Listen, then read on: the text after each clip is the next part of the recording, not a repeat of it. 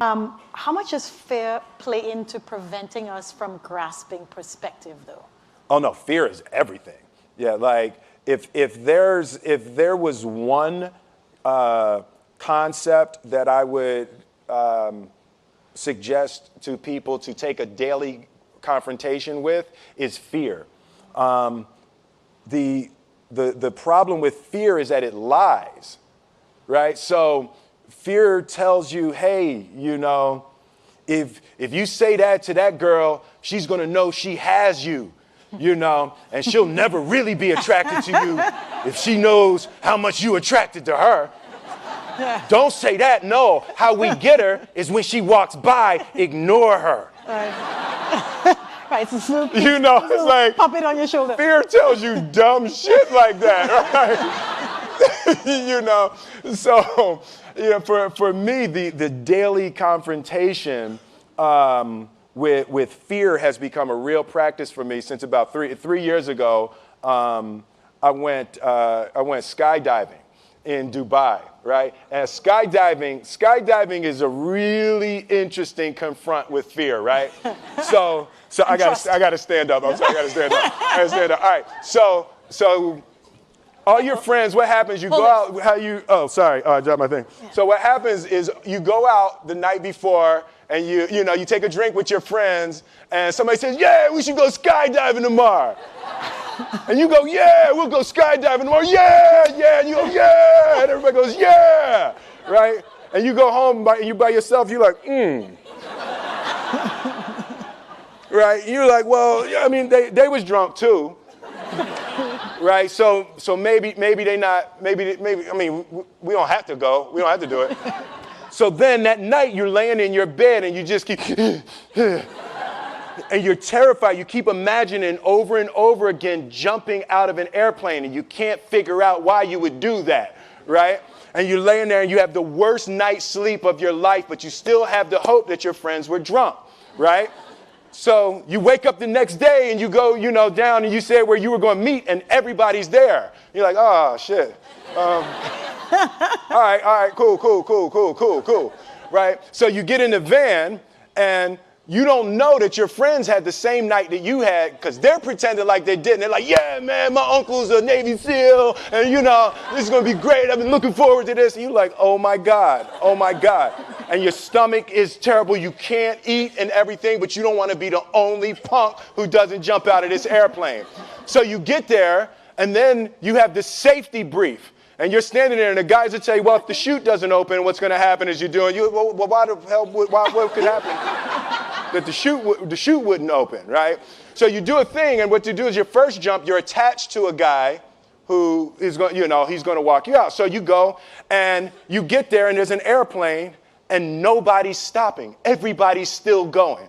So you get onto the airplane, and you're sitting there, and it's extra because you're sitting on some dude's lap, some stranger. You're sitting on his lap, and it's like, you're trying to make small talk. Yeah, man. So you be jumping with people all the time, huh? Right? So, and then you just want to make sure, you got kids, right? You got people you need to see, right?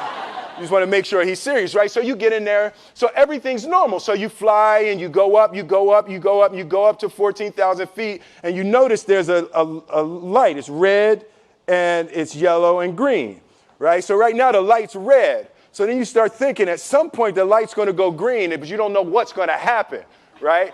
And you wait, and it goes yellow, and the light goes green, and somebody opens the door, and in that moment you realize you've never been in a freaking airplane with the door open. Right? Terror. Oh, sorry, I'm spitting.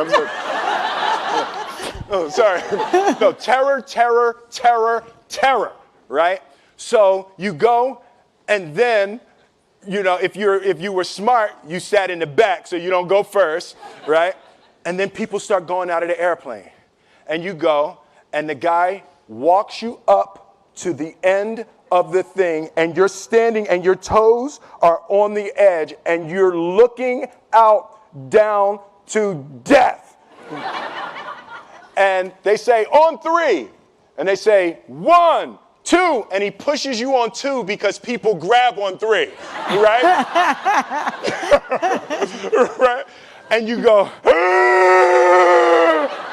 and you fall out of the airplane, and in 1 second, you realize that it's the most blissful experience of your life. You're flying, right? It doesn't feel like falling, right? It's like you actually are kind of held a little bit by the wind, and then you start falling, and there's zero fear. You realize that the point of maximum danger is the point of minimum fear. It's bliss. It's bliss. And you're flying, right? And you're doing that, and then 20 seconds, 25 seconds, 40 seconds, and you have enough time to just kind of be like, oh, shit, that's that building. I like that one. Oh, you can see the ocean. Right? You start doing all of that, and the lesson for me was, why were you scared in your bed the night before? What do you need that fear for? Just don't go. Why are you scared in your bed 16 hours before you jump? Why are you scared in the car? Why could you not enjoy breakfast?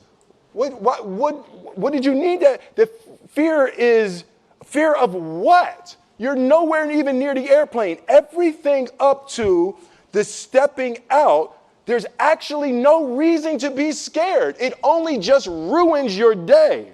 You don't have to jump. And then in that moment, all of a sudden, where you should be terrified is the most blissful experience of your life. And God placed the best things in life on the other side of terror. On the other side of your maximum fear are all of the best things in life. You know? Mm-hmm. So that was sorry. So that was, no, it's good. That was my experience with skydiving and fear. All right. All right. So practically speaking. But I didn't like that take. I'm going to do it again. Back to the top. I can sell that better. Oh, no.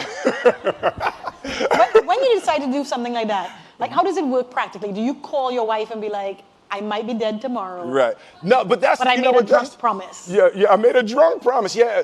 How about this? So I jumped. I had such a mystical, powerful, spiritual experience. I flew home and got my sons, and I went back, and 10 days later, my sons jumped, right? Yeah. Now, that was a little different. Oh, see, that makes me stand up, right? Because I'm scared, right? So Jaden went first, right? Jaden wants to do everything first. So I'm sitting there, and I'm like, yeah, my sons are going to have this crazy experience. And then Jaden went out of the airplane. And I was like, Then my oldest son, Trey, goes up, and he goes out of the airplane. And I was like, this could potentially be the worst display of African-American parenting in history. Right? I was like, both my sons just fell out of an airplane. Jumped. Right? Jumped. Right? Because I told them to. But again, the fear again. I was like, oh my God. So I told the dude, I was like, listen, I want to see them go out, but I also want to see them land. And he's like, no, it's cool. So this time we went out and we did the straight bullet, and I just went straight down past them. Right? It was like, and he's like, you good? Right, did the bullet straight past, pulled the chute late. Oh, sorry, this makes me spit. I'm sorry. Pulled the chute late, landed, and then videoed them coming down. But it was like, they had the same thing, the same experience with the fear. But that I'm telling you, the confrontation with fear is an absolute magical way of facing the things we have to do in this life. You know, forget security, live for experience.